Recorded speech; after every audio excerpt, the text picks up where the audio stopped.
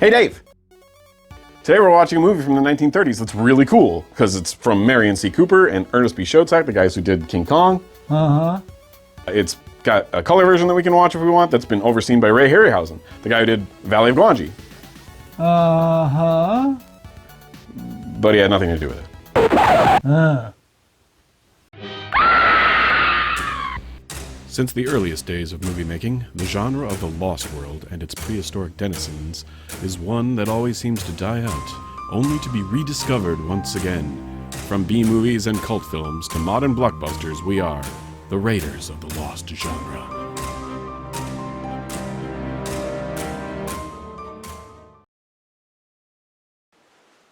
Hey Dave! Yeah, what's up? Today we are watching She. Okay, so what's up with that? She is from 1935. It is an adventure film to a Lost World type picture. It's pretty awesome. It's from Marion C. Cooper and Ernest B. Schoedsack, the same guys who did King Kong. Right, so well, let me stop you there and ask, what did they do in King Kong? Special effects, I imagine? They were the essentially creators, directors, producers. I mean, back in those days it said produced by, but essentially they were the directors. Okay, so for myself and for the folks at home. Here's the important part. This movie stars Randolph Scott. Randolph Scott. Yeah, that's right.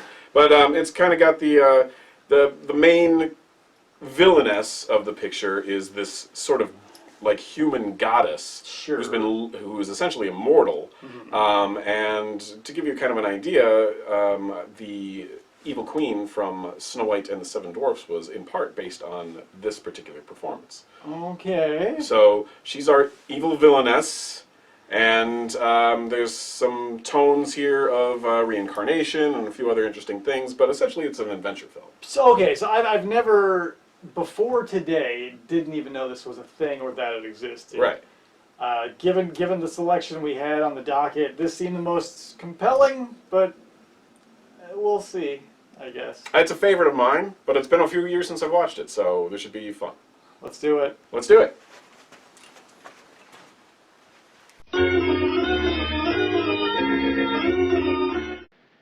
Not if the family legend is true, and I believe that it is. I believe that John Vinci found that flame, offering eternal life.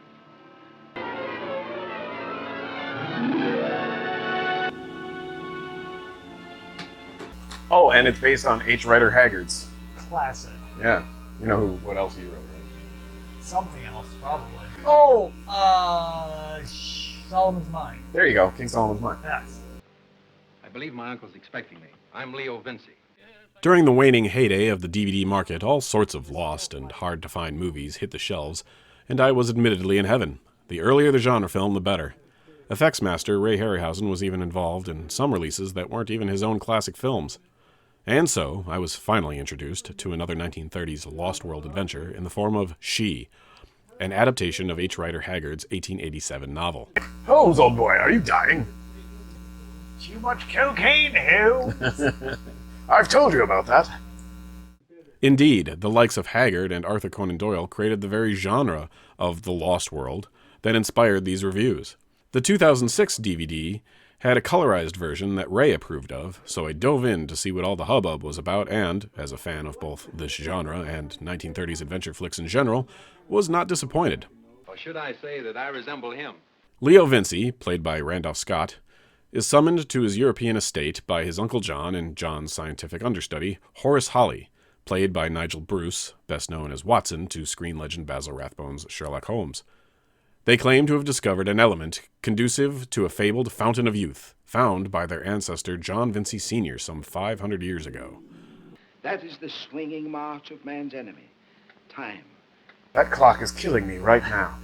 Using the ancient expedition's journal as a map, Leo and Holly travel to the frozen Russian frontier in search of the elemental flame. Along the way, they pick up a burly, misogynistic guide and his attractive daughter, Tanya, played by Helen Mack, famously from Son of Kong. Walking around with like 5 pounds worth of gold. Something that size, if it were gold, would be like 20 pounds. That's what I'm saying. It's It like would be really heavy. Right? enormous. And not only that, it's priceless and he's just carrying it in his pocket. Well, he got it from a rich guy. Who lead the group to a giant ice wall. Hey, I can see our camp from here. Ascending this glacier, they are astounded by the sight of a frozen saber-toothed tiger and its slayer, a man dressed matching the description from John Vincey's expedition centuries before. Holly decrees that they are on the right track, by Jove. He's not going to fulfill the role of a father in this. No, he's not. Daddy, maybe, but not father. Yeah. It's gold. This ice ain't so thick, and with this axe... Don't be a fool. You heard what Holly said about any vibration causing an avalanche. Hence our quiet talking. Fortunately for Tanya, her father's greed triggers a spectacular avalanche that kills him. Oh, what a shame. Oh, yes! And unfortunately also kills the rest of their group, their guides, their dogs, their supplies. Well, he can still be okay. Our tent! Our food! Oh no, the natives! Holy shit. Everybody's Whole fucked. thing. Yeah.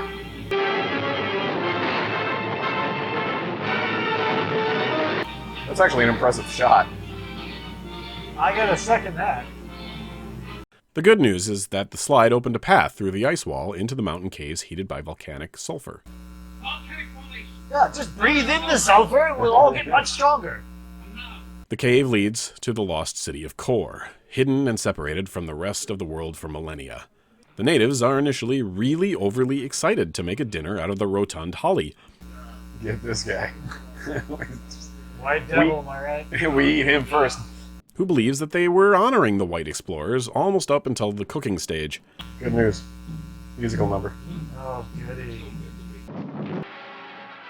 You don't seem to understand, old boy. We're English, or at least I am, and white. I'm glad this man is going to die. Leo manages to shoot the chef before our heroes are overrun by the cannibalistic cavemen, though they are rescued by strangely garbed soldiers led by Bilale. Hasta fagoo. Mamma mia! Right-hand man to she who must be obeyed. They take Tanya, Holly, and the injured Leo to Kor, bringing several of the offending natives with them for trial before she. That's a really cool shot. Yeah, that's what I'm saying. Those flying things, whether they be birds, giant bats, or pterosaurs. Hell of a shot. Kor's citadel seems carved out of the very marble of the mountains, What do they got back there? King Kong? and its culture and architecture looks like a mix of Roman, Mayan, Egyptian, and even German expressionism. They all come from a Gary Larson strip. The men dressed in symbolic robes, the guards in cowhide skirts, and the few women in diaphanous gowns that are only sometimes flattering but still better than cowhide.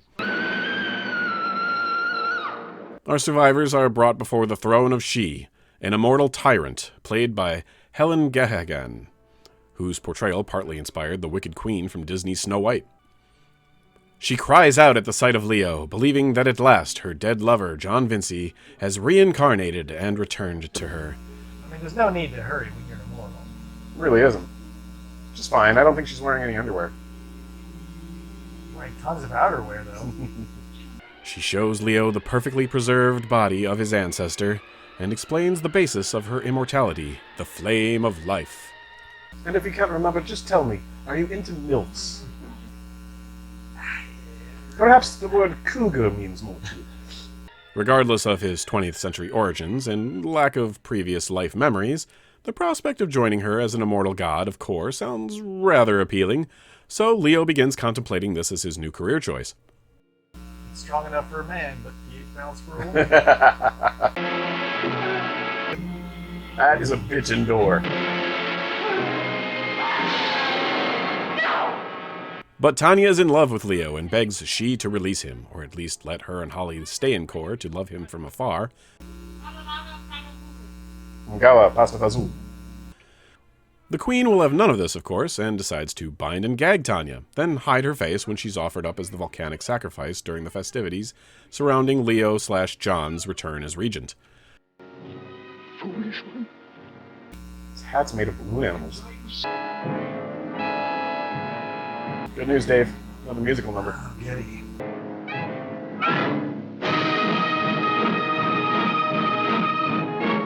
After several dance numbers in the Great Hall, Leo finally clues in on the girl's fate and manages to save her in the nick of time. Like, this is the Sumerian version of the Catholic Mass. We've got like 45 more minutes of it.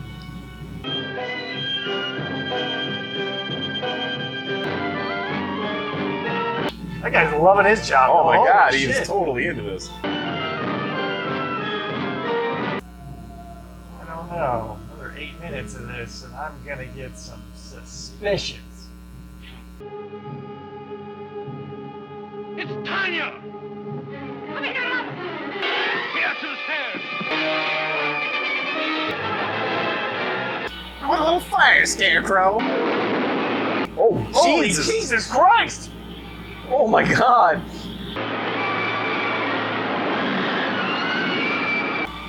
Those are people on fire! The trio reunited. They make a brilliant escape from the ceremony into the caves. Push the whole rock, push the whole rock. Yes! Yes! Oh, goodbye. These guys are worse than stormtroopers. Only to stumble upon the Chamber of the Flame of Life itself. There, she once more tries to convince Leo to stay. To demonstrate the immortality he would have, she steps into the flame in a spectacular display of elemental light.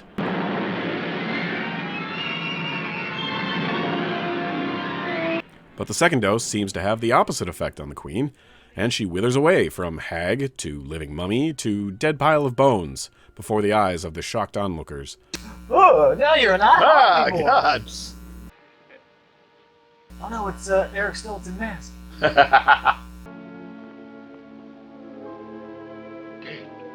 Our heroes return to England to live happily without the burden of immortality. Well, She is a welcome deviation from the 1930s jungle adventures that I love, and the books that inspired them, though at times this film makes some odd decisions. Its production values are high, though primitive, and might have perhaps fared better at a studio such as Universal had it been given a bigger budget. Nevertheless, it feels strangely familiar to a fan of 1933's King Kong, not only because it shares the same screenwriter in Ruth Rose, but its producers as well, Marion C. Cooper and Ruth's husband, Ernest Schoedsack. The dialogue and pacing trundle along with similar strengths and weaknesses as Kong, as do the lovelorn female leads of She. The ending feels confusing, as it's just not stated openly enough why the flame kills the Queen this time. The visuals of the film and its adventurous ideas make up for some of the pitfalls of its history and production, so viewed in context as a pioneering fantasy adventure film, it's a fun trip. Suggested for viewers looking to go back to the source, pun intended. What'd you write down, Dave? not very much. Okay. That was She by H. Rider Haggard. Haggard? Haggard, yeah. He's a bit haggard.